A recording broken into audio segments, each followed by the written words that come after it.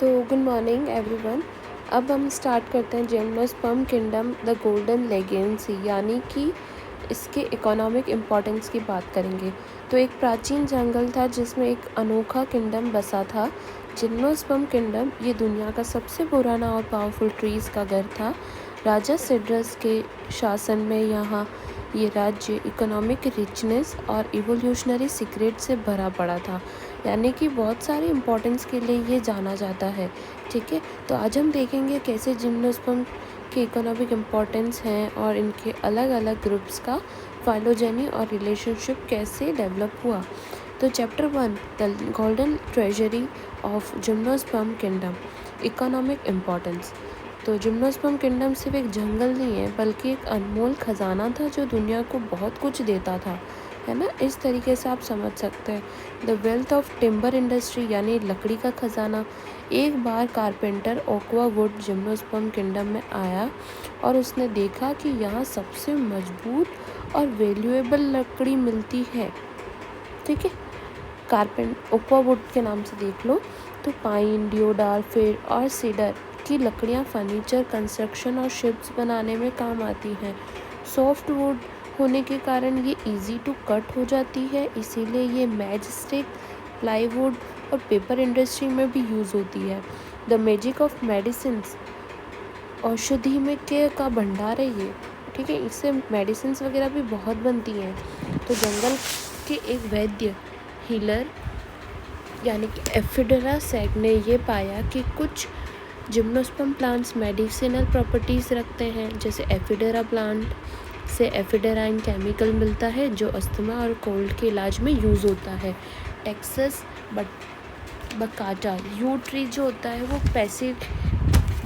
पैसिलिटेक्सल बनाता है जो कैंसर का ट्रीटमेंट में यूज़ होता है। ये इम्पॉर्टेंट है, आगे आपकी सेल बायोलॉजी में भी आएगा, तो ये याद रखें। टेक्सिक्स बटाका क्या होता है?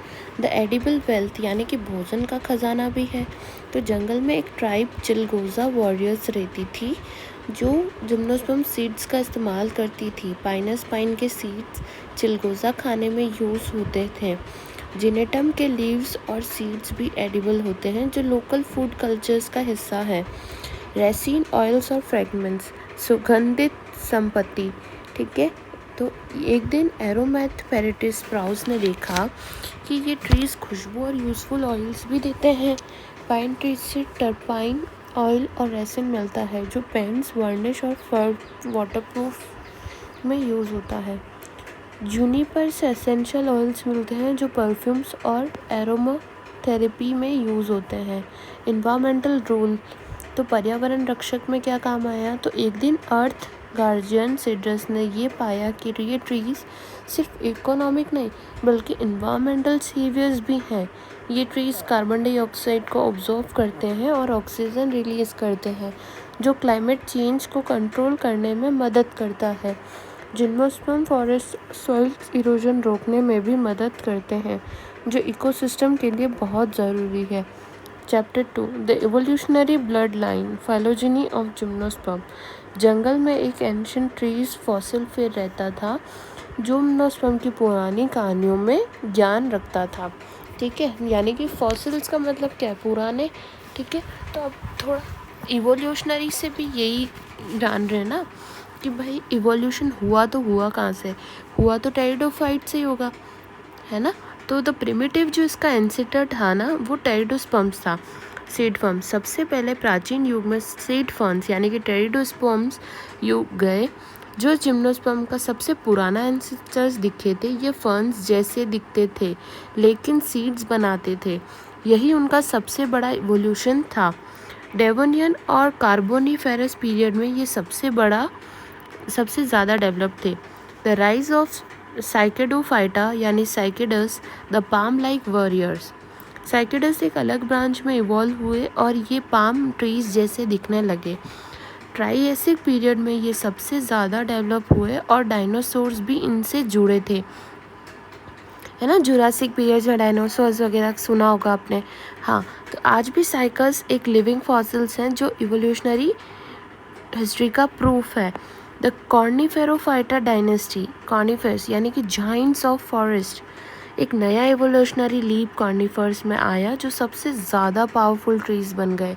जुरासिक क्रिटेशियस पीरियड में कॉर्निफर्स दुनिया भर में छा गया। इनका वस्कुलर सिस्टम बहुत एडवांस था जो इन्हें कोल्ड और ड्राई क्लाइमेट्स में सरवाइव करने में मदद करता था। और the second ginkgophyta, ginkgo the last survivor. तो जिनकेगो ट्रीज एक अलग ही इवोल्यूशनरी ब्रांच से आए जो बिल्कुल यूनिक थे। पूरा जिनकेगोफाइटा ग्रुप जो एग्जिस्ट हो गया था वो सिर्फ एक स्पीशीज जिनकेगो बिलोबा बची है, बाकी सब खत्म हो चुका है। ये प्लांट एक फॉसिल, लिविंग फॉसिल है जो डायनासोर्स एरा का विटनेस है कि हाँ डायनासोर जब थे तब का विटनेस है। ये सिर्फ एक ही ब्रांच बची है, the mysterious gnetophyta, the link to angiosperm. ठीक है, अब जो ये फोर्थ वाला जो है ना ये एक मिस्टीरियस है। इवन ये कि ये क्या लिंक है जिम्नोस्पर्म टू एंजियोस्पर्म का।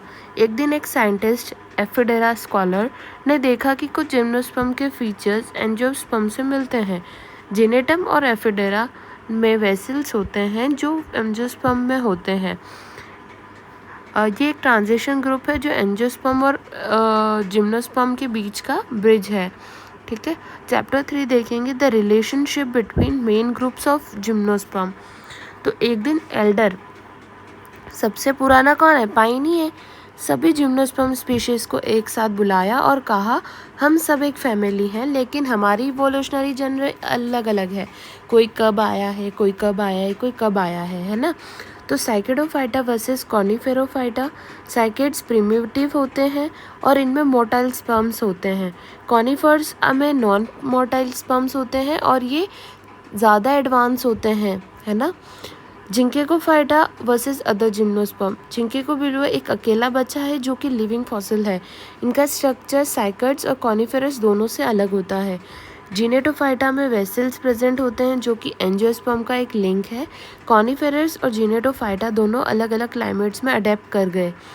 इसका एंड की बात करें तो एंड क्या है, एक दिन जिम्नोस्पर्म किंगडम का राजा सिड्रस ने देखा कि इंसान इनके फॉरेस्ट का नाश कर रहे हैं। उन्हें सभी जिम्नोस्पर्म से कहा हमें अपने फॉरेस्ट को प्रोटेक्ट करना होगा, नहीं तो हम एक्सटिंक्ट हो जाएंगे। अगर लोग हमारी इंपॉर्टेंस समझे तो हम फिर से दुनिया में छा जाएंगे। मॉरल ऑफ द स्टोरी क्या है इसकी, कि अगर हम नेचर को कंजर्व करेंगे तो जिम्नोस्पर्म किंगडम हमेशा जिंदा रहेगा। Thank you so much.